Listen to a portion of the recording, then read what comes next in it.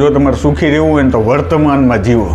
પોતે તો દુઃખી થાય પણ સામેવાળા વ્યક્તિને એટલા દુઃખી કરે. એકને એક દુઃખ વિચારીને એટલા બધા દુઃખી હું લેવા થાવ છો. ગુડ મોર્નિંગ, જય શ્રી કૃષ્ણ.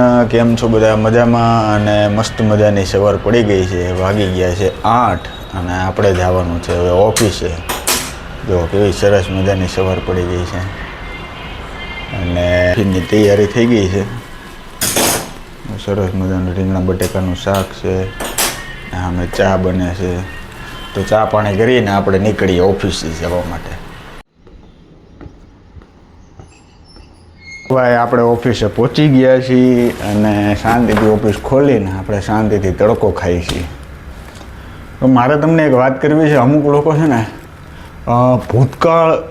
ભૂતકાળ હોય ને એનો જે ભૂતકાળ એ વિચારીને પોતે તો દુઃખી થાય પણ સામેવાળા વ્યક્તિને એટલા દુઃખી કરે. મારું બસ એટલું કેવું છે કે તમે ભૂતકાળ વિચારીને જે દુઃખી થાવ છો તો શું તમે ભૂતકાળ વિચારીને દુઃખી થાવ તો એ સારો થઈ જવાનો ભૂતકાળમાં તમારી યારો જે પણ કાંઈક ઘટના બની હોય સારી મોડી તો એ કંઈ સારી થઈ નથી જવાની અને એ કંઈ પાછું આવવાનું નથી. તો તમે હું લેવા વિચારો છો? હું તમને એક વાત કહું, તમને કોઈક એક જોક્સ કહે તો તમને બહુ દાંત આવશે. બીજી વાર કહે તો થોડાક દાંત આવશે. ત્રીજી વાર કહે તો એનાથી થોડાક. ચોથી વાર, પાંચમી વાર એમ કરતાં તમે કંટાળી જાઓ એકને એક જોક સાંભળી. તમારું એટલું કહેવું કે તમે એકને એક દુઃખ વિચારીને એટલા બધા દુઃખી હું લેવા થાવ છો? જો તમે એક જોક ઉપર વારે હસી નથી શકતા તો તમે દુઃખ વિચારીને આટલા બધા દુઃખી હું કામ થાવ છો? બરાબર. અને ભવિષ્ય તમારા હાથમાં નથી. ભવિષ્યમાં શું થવાનું એ તમને ખબર છે? નથી ખબર. તો તમે ભવિષ્ય વિચારીને અમુક જણા બહુ દુઃખી થાય કે આગળ શું થશે, આમ કરીશ તો આગળ શું થશે. પેલા ભાઈ જે થવાનું છે એ થશે. તમે વિચારીને દુઃખી શું લેવા થાવ છો? તમે તમારો પોતાનો તે વર્તમાન ખરાબ કરો છો. સમજી ગયા? તમે પોતપોતાનો જે અત્યારે તમે જીવો છો ને એ જ ખરાબ કરો છો. ભૂતકાળ અને ભવિષ્ય વિચારીને તમે તમારો વર્તમાન ખરાબ કરો છો. એટલે મારું તો એટલું જ કહેવું, જો તમારે સુખી રહેવું હોય ને તો વર્તમાનમાં જીવો. તમને જે અત્યારે મળ્યું છે એનો આભાર માનો કે ભાઈ નહીં મારી પાસે આટલી વસ્તુ છે. અમુક લોકો પાસે, તમારી પાસે જે વસ્તુ છે એ અમુક લોકો પાસે છે જ નહીં. એનો આભાર માનો કે ભાઈ મારી પાસે આટલી વસ્તુ છે, એનો ખૂબ ખૂબ આભાર. તો તમે બહુ સુખી રહેશો. સાચું હોય તો કહેજો, ખોટું હોય તો તમે તાર મને કમેન્ટ કરજો. હજી ભાઈ કાલે હું વાત કરતો તો એવી કે ભાઈ કંઈ કામ છે નહીં, આમ છે નહીં. ત્યાં સવારમાં પાછું કામ ચાલુ થઈ ગયું. આપણે ક્યાં તો કે આપણે પ્રિન્ટર કરાવવા, પાછી પ્રિન્ટ કરાવવા આપણે થઈ ગયા છીએ હાજર. હાલો તો પાછું આજે આખો દિવસ પ્રિન્ટર જ કરીએ.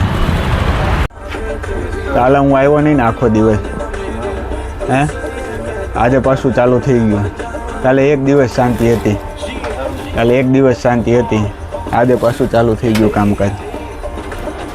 આવો પ્રિન્ટ કરાવો. આજે પાછી કલર પ્રિન્ટ છે.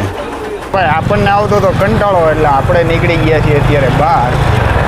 અને થોડુંક કટક ટિફિન તો મેં વહેલા જમી લીધું હતું એટલે થોડુંક કટક બટક કરીએ. ભૂખ લાગી પાછી.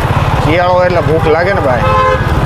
કટક બટક કરીએ અને પછી પાછા જઈએ ઓફિસે. કાં તો ઓફિસે જ લેતો જાઉં કટક બટક. ત્યાં બેઠો મોબાઈલ ઘૂંઘરતા ક્યાંક ખાશું. ઓ ભાઈ આપણે આ સિંગ ભજીયા આવા લઈ લીધા છે. હવે શાંતિથી બેઠા ઓફિસમાં ખાઈએ અને ટાઈમ પાસ કરીએ, કારણ કે કાંઈ કામ છે નહીં આજે. તો ભાઈ આપણી ડ્યુટી લાગી ગઈ છે, પણ આ વખતે ડ્યુટી કરવા જવાનું છે ગાડીમાં. એટલે ગાડીમાં જવાનું હોય ને એટલે વાંધો ન આવે. બાઇકમાં જવાનું હોય ને તો ધૂળ ને એવું બધું ઉડે ને. બાઇકમાં હોય ને તો શાંતિથી એસીમાં ગીત ચાલુ રાખીને જવાય. તો હવે ક્યાં જવાનું છે, શું કરવાનું છે એ હું તમને આગળ બતાવતો રહીશ. તો જોતા રહેજો. હાલો તો હવે ડ્યુટી ચાલુ કરીએ.